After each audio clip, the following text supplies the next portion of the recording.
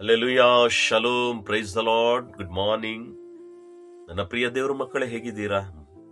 ನಿಮ್ಮೆಲ್ಲರನ್ನು ನೋಡೋದಕ್ಕೂ ಕೆಲವು ಬಾರಿ ಬಹಳ ಸಂತೋಷ ಆಗುತ್ತದೆ. ಈ ಬೆಳಿಗ್ಗೆ ನನ್ನ ಆತ್ಮೀಯರು, ನನ್ನ ಸಹೋದರ, ನನ್ನ ಸಹೋದರಿಯರು ಮನೆಗಳಿಗೆ ಹೋಗಿ ದೇವರು ಕೊಟ್ಟಿರುವ ಆಲೋಚನೆಗಳು ಸಾರೋದು, ಇದು ನನಗೆ ಭಾಗ್ಯ ಅನಿಸುತ್ತದೆ. ನೀವು ಅದೇ ಪ್ರೀತಿಯಿಂದ ನಮ್ಮನ್ನು ಸ್ವಾಗತ ಮಾಡ್ತಾ ಇದ್ದೀರಾ.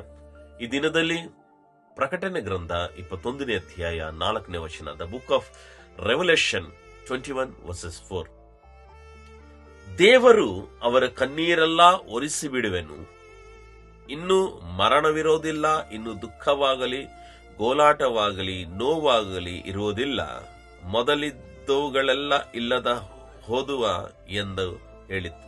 Amen, amen.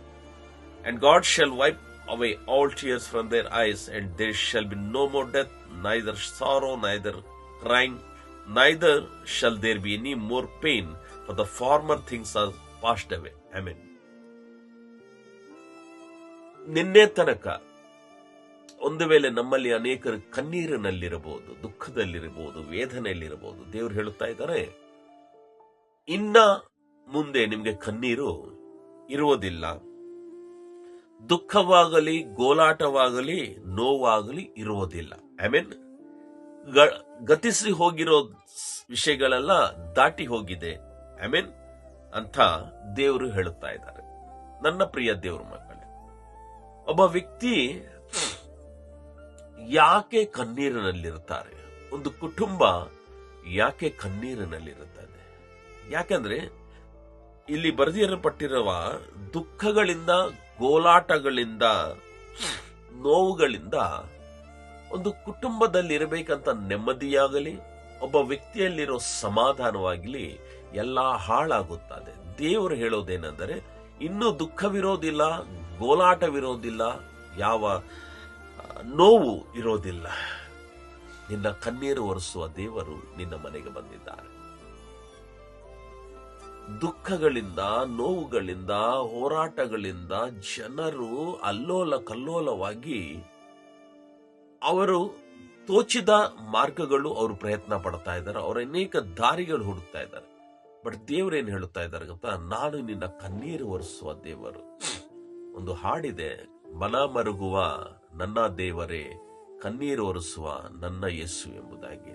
ಈ ಲೋಕದಲ್ಲಿ ಪ್ರಿಯರೇ, ದುಃಖಿತನಾಗಿರುವಾಗ ನಾನು ದೇವರ ಹತ್ರ ಪ್ರಶ್ನೆ ಕೇಳೋದೊಂದೇ.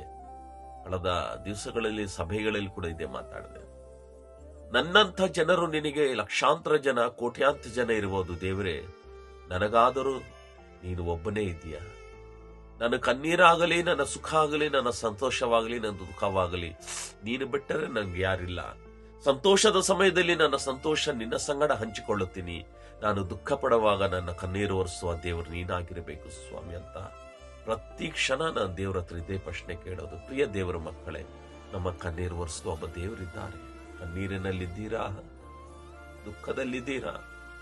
ಗಂಡನಿಂದ ಕಣ್ಣೀರು, ಹೆಂಡತಿಯಿಂದ ಕಣ್ಣೀರು, ಮಕ್ಕಳಿಂದ ಕಣ್ಣೀರು, ಅದಿಲ್ಲ ಅಂದರೆ ಸಮಸ್ಯೆಗಳು, ಕುಟುಂಬದ ಸಮಸ್ಯೆಗಳಿಂದ ಕಣ್ಣೀರು, ದುಃಖದಲ್ಲಿದ್ದೀರಾ, ನೋವಿನಲ್ಲಿದ್ದೀರಾ? ದೇವರು ಹೇಳ್ತಾ ಇದ್ದಾರೆ, ಇನ್ನು ಮುಂದೆ ಗತಿಸಿ ಹೋಗಿರೋ ಸ್ಥಿತಿ ಇರೋದಿಲ್ಲ, ನಾನು ನಿನ್ನ ಕಣ್ಣೀರು ಒರೆಸುವ ದೇವರಾಗಿದ್ದೀನಿ.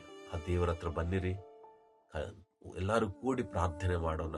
ನಿಜವಾಗಿ ಹೇಳುತ್ತಾ ಇದ್ದೀನಿ, ಈ ಮುಂಚಾನೆ ದೇವರು ನಿನ್ನ ಕಣ್ಣೀರು ಒರೆಸುತ್ತಾರೆ.